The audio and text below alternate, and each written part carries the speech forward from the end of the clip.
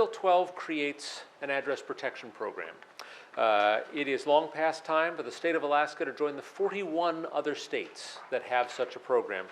Mr. President, we use our addresses so often and so readily for so many things, we often don't think about how many places we list an address. But we list an address when we register to vote. We list an address when we register a vehicle. We list an address when we register our kids for school.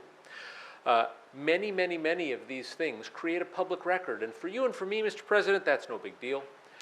But the reason 41 other states have address protection programs is that for some people, people who have had to uproot their lives and change everything to get away from a domestic violence abuser, from a sexual assailant, from a stalker, publicly listing their address puts their lives at risk, puts the lives of their children, their families at risk.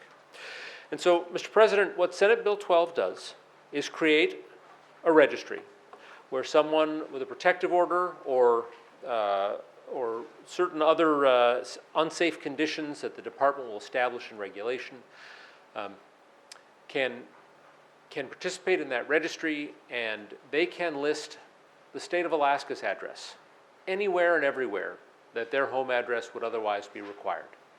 Mr. President, that allows them to participate in public life, to vote without fear, without risk to their families. Senate Bill 12 also includes peace and correctional officers who deal with folks who sometimes later on down the line would be inclined toward revenge. It allows a peace officer, a correctional officer to protect their family in exactly the same way.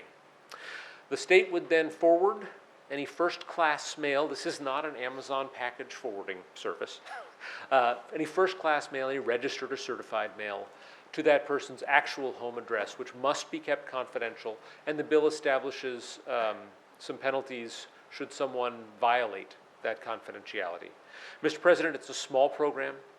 It is a much-needed program, and I ask for the members' support.